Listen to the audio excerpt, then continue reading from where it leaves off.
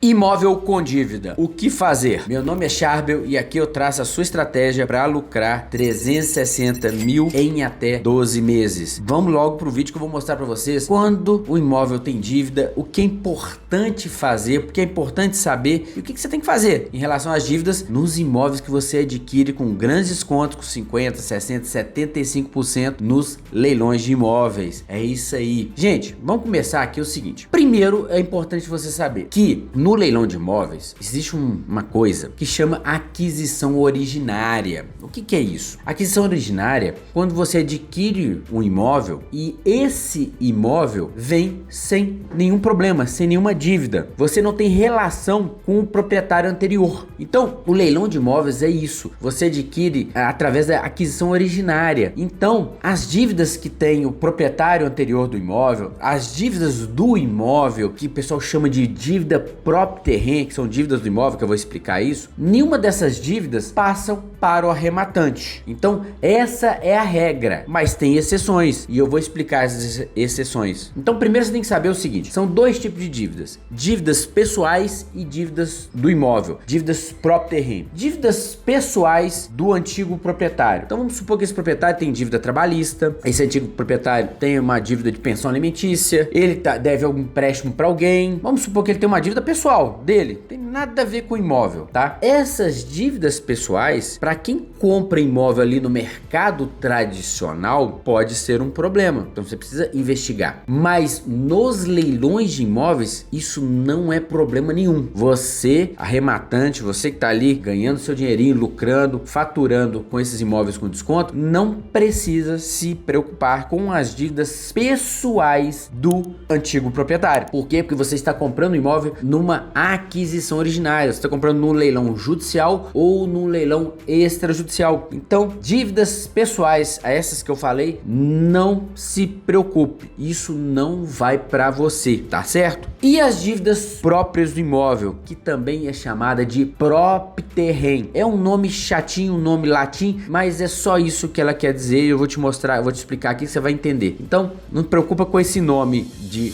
que nome complicado, isso é complicado. Não, de vez em quando tem um nomezinho chato aí em qualquer coisa, né? Você vai investir em criptomoeda, olha o nome, criptomoeda, Bitcoin, ações, né? Ações ordinárias, ações primárias, ações preferenciais. Então, todo tipo de investimento você vai ter ali um nomezinho ali e tal, mas isso não é pra assustar, né? Só assusta quem é fraco. Quem não é fraco não assusta. Aquele cara fraco, aquela pessoa fraca, ela morre de medo das coisas e ela se paralisa e sai correndo. Mas quem não é fraco, vai em frente, aprende e vai lucrar e tá aí de sucesso, ganhando dinheiro. Então, eu sei que você não é fraco, senão você não tava aqui até agora assistindo esse vídeo. Na verdade, os fracos já desistiram lá nos primeiros minutinhos, segundinhos do vídeo. O resto vai até o final, porque de fraco aqui vocês não tem nada. Então, dívidas próprias do imóvel, próprio terreno, são aquelas dívidas que elas existem porque o imóvel existe. Que dívidas são essas? Dívidas de IPTU, imposto, IPTU. Só tem o IPTU porque existe um imóvel. Se não existe um imóvel, não existiria IPTU, não é verdade? Dívida de condomínio. Só existe a dívida de condomínio, né? A taxa de condomínio, porque existe o imóvel. Se não existisse o imóvel, não tinha condomínio. Entenderam? Então são dívidas que porque o imóvel existe. Dívidas de financiamento do imóvel. Só tem esse financiamento do imóvel porque tem imóvel. Então como é que você define isso? Se a dívida ela é da pessoa, do proprietário, ou ela é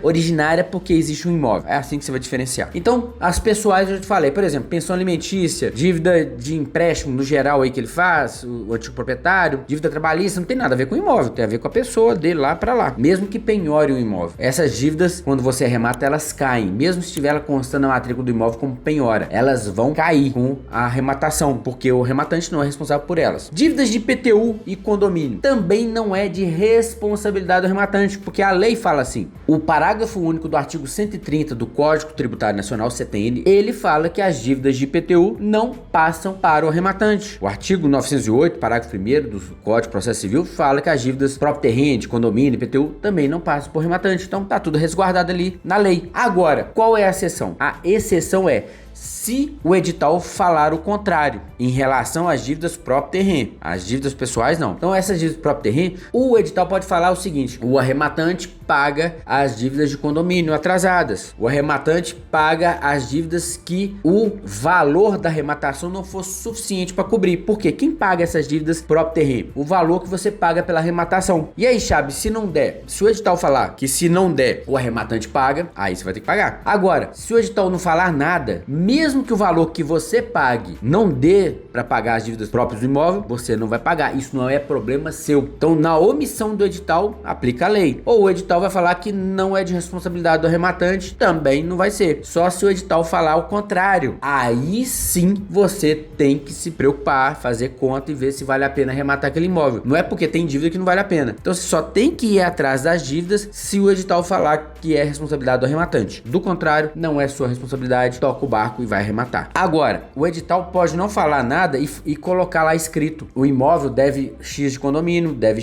tal valor de IPTU, e aí nesse caso o arrematante pode ser responsabilizado pelas dívidas, porque mesmo que o edital não fale nada, ele tinha conhecimento das dívidas e aí pode ser responsabilizado. Então, se as dívidas constarem ali o valor das dívidas no edital, aí eu ficaria com o pé atrás para fazer conta se vale a pena arrematar ou não, tá certo? Então fica atento nessa pegadinha que pode acontecer. O resto é tranquilo. Tem um detalhe, vamos falar de dois tipos de leilão. Tem o leilão judicial e o extrajudicial. O que fazer? Leilão extrajudicial, leilões de banco. Se o banco falar que ele paga a dívida, beleza. Agora, por exemplo, vamos falar dos leilões da Caixa. A Caixa Econômica Federal, na licitação aberta, venda direta, venda online, ela paga as dívidas de IPTU e condomínio. Só que o que ela faz? Ela fala o seguinte: depois que você arrematar, você tem que pegar os boletos e mandar para ela. Então você vai pegar os boletos e mandar para a Caixa por e-mail. Esse e-mail consta lá no edital do leilão ou nas regras de venda direta e venda online. Então lá tem um e-mail, você vai pegar aquele e-mail e lá nas regras está explicando como você tem que mandar esse e-mail, tá? Então você vai pegar e mandar para aquele e-mail que está constando ali os boletos para que a Caixa pague tanto o condomínio quanto o IPTU. Então você tem que fazer esse papel. Nos leilões judiciais há regras diferentes. Tem juiz que pede para você pegar os boletos e colocar no processo para que ele pague. Tem juiz que manda ofício para o condomínio, para o município trazer os boletos, as guias, para que ele determine o pagamento. Agora, o que eu faço para adiantar? Eu mesmo pego os boletos e já coloco lá. Eu comunico o condomínio, por exemplo, que tem dinheiro lá para ele. Se o processo não for de cobrança de condomínio, eu já acelero isso, antecipo isso para não ficar demorando, para não atrasar a regularização do imóvel, a sua posse, escrituração, carta de arrematação, e eu já antecipo. Então qual que é o conselho que eu dou? Vai lá, pega os boletos e coloca no processo, junta ali, ou liga pro síndico, pro advogado do condomínio, pede eles para acelerar, para informar lá no processo o mais rápido possível, tá? Da prefeitura normalmente você não vai ter esse acesso aí para pedir esse para acelerar. O que você pode fazer? Entrar no site da prefeitura e colocar ali. Agora o que acontece? Vamos lá. Quando as dívidas de IPTU não são de responsabilidade do arrematante, o que a prefeitura faz? Todo imóvel tem uma inscrição imobiliária junto à prefeitura. Tem um númerozinho ali que você identifica o IPTU,